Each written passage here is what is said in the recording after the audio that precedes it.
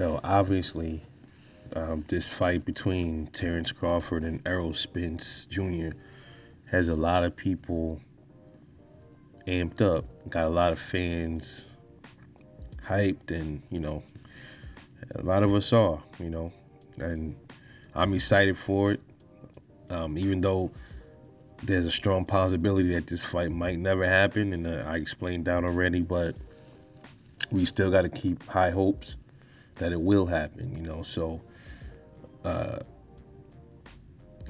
going to touch on. I'm going to briefly run through some things real quick about these two dudes, what they have to look out for when it comes to each other, and then I'm just going to leave it there. But I guess leading up to the fight, if it happens or whatever, I'll if anything comes up regarding the fight, then I'll touch on it. But as far as like the physical fight itself, this is probably going to be the last one.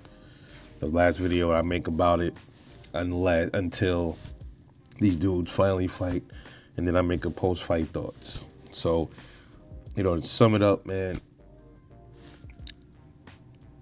what do these two dudes really have to watch out for? I mean, it's really that simple. It's really simple. That's what it really comes down to when it comes to these two. Punching power. A lot of people, when they see Terence Crawford, they see the smaller guy. I think Terence Crawford is easier for him to move up and down. I think he can probably go back down in weight if he wanted to with no problem. Errol Spence is naturally the bigger dude. And when people look at Errol Spence and Terence Crawford, they're going to assume Errol Spence is stronger than Terence Crawford. He punches harder than Terence Crawford. But if you look at their fights, rather it's the past or even like the more recent fights, that'll tell you most of everything you need to really know. And you see how they both stop people in different fashions, and they'll give you an idea. Errol Spence, he's more of a chop you down over 12 rounds knockout dude. Like he's not a dude that he hits you one time and then he'll stun you, and then I mean it can happen, but most of the time he chops you down, breaks you down to a stoppage eventually. Terence Crawford though, he can stun you with one shot. And he's shown that in many fights. He can stun you with one shot. He showed that with Jose Benavidez towards when he knocked him out that one punch. That I think it was a right. What did he hit Kell Brook with in the fourth round of their fight? He hit him with a left. I believe it was a left when he was in the southpaw position. I'm not too sure. I forgot, but he hit him and stunned him. I believe it was a jab that stunned him. Rather it was a southpaw jab or an orthodox jab. He stunned him, and Kell Brook didn't know where the fuck he was at. So that should show you how strong Terence Crawford is. Both of these dudes are strong, but different types of strong. And that's going to be a factor, I think, in this fight. Terence Crawford can catch you with one shot and hurt you. He's not going to catch you with one shot and just, oh my God, just flatline you. Just it can happen. He got the power to do it. He has power in both his hands, especially due to him being a switch hitter and stuff like that. So Errol Spence is going to have to worry. He's going to have to worry about Terence Crawford, learn him in his traps. He's going to have to worry about that. A sniper-like jab catching him out of nowhere when he's not defensively responsible. He's gonna have to worry about that. And if he gets caught with one of those jabs at the wrong time, he's going to get hurt. Spence is no different, bro. And I know a lot of you gonna say, well, how can you say that, man? Spence been popped by a lot of people. He has a good chin. Really, well. All you got to look at, the Ugas fight, you can kind of use that as an indicator. Not always, but you can get a good idea of what would probably happen if Terence Crawford hit him with some of them same shots. You can look at that and kind of, you can get an idea of it, put it like that. That's not a definite thing, but more than likely that's exactly what would happen to Errol Spence. He probably would. You would have got buzzed like Kell Brook got buzzed. Now I know, oh man, he probably has a better chin than Kell Brook. Well, it he was buzzed by Mr. Ugas, right? The light pillow fist puncher that a lot of you guys like to say he has pillow fist. And look what Ugas managed to do, even though he got his ass whooped. Look what he managed to do before that.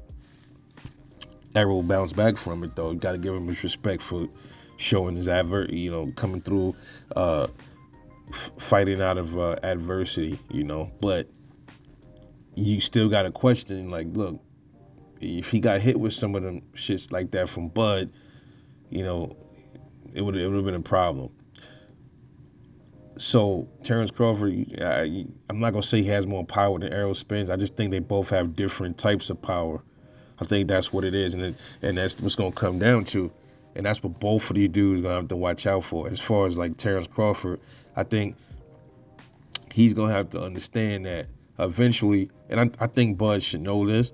Eventually, he's going to end up in some kind of a dog fight at some point in that fight.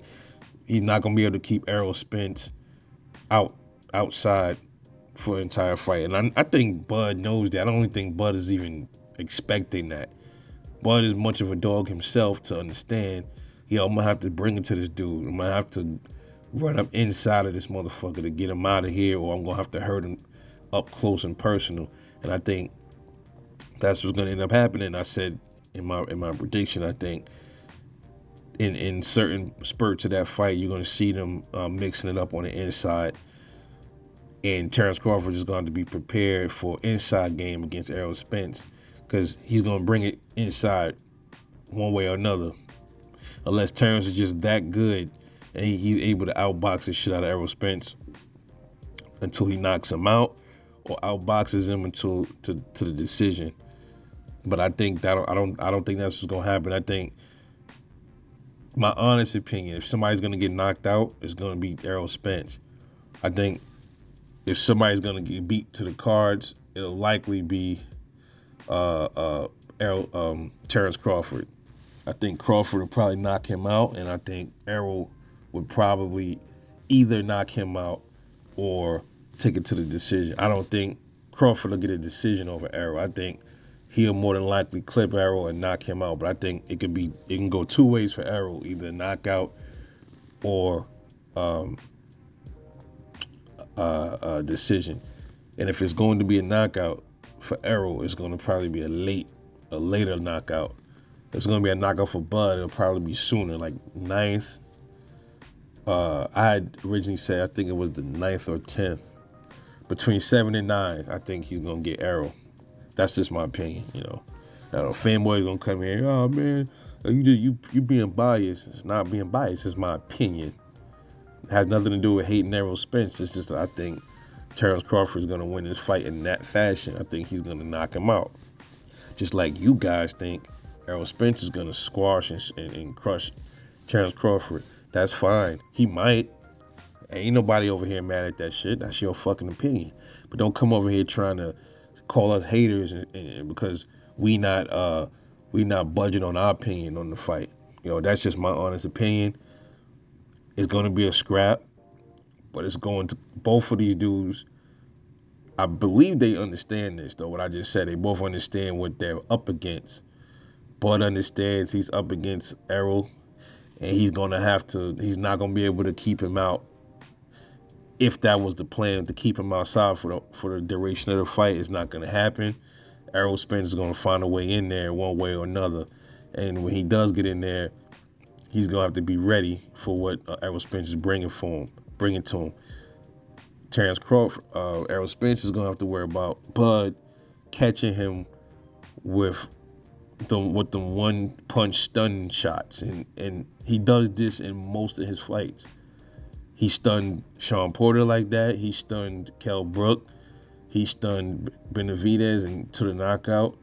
He stunned Jeff Horn like that. No, he even did it to Amir Khan, but he wasn't able to catch him flush. But look at Amir Khan. That should tell you how strong Bud is, though, because Amir Khan didn't even want to keep going. He quit. It was no low blow. If you look at it again, everybody knows it wasn't no low blow. He just wanted the way out of the fight. He didn't want no more of that work.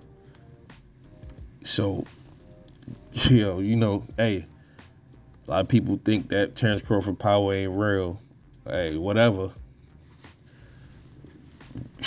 But Errol's clearly a strong dude, but he's able to do all of these breaking up people's eyes and everything. The people that's gonna stand there and let him do it. Put it like that. If you move around, you're not letting him really punch on you like that. He's not gonna get no broken eye sockets and swollen eyes. He's not doing that. And then on top of that, the durability of the fighter also counts as well. So, Kell Brook swole Terence Crawford's eye. Yeah, he did. If Kell Brook was able to do that, and it wasn't even 5 rounds in. Look, we did the Bud's eye. What you think Errol gonna do? Well, Crawford, I guess he decided to fight that kind of fight with Kell Brook. I don't think he's gonna fight that fight with Errol Spence. The way he's gonna get jabbed like that. Kell Brook has one of the best 1-2s and one of the best jabs in boxing. So, but he got hit by his jab, man. If he downloaded info, how come he kept getting popped with the same shot? Because this is boxing, bro. This is high level shit. That's why. Nonetheless, eventually the fight would have went on. He would have figured out how not to get punched by that shot. It just so happened, Bud just happened to get him out of there in the 4th round, where we never even had a chance to see if he would have fully adjusted to that jab or not. That's just my opinion on that. Anyway, just wanted to chop it up with y'all real quick about that, man. That's really it. It's Rebel Life Boxing, man. I'll catch y'all later, and I'm out.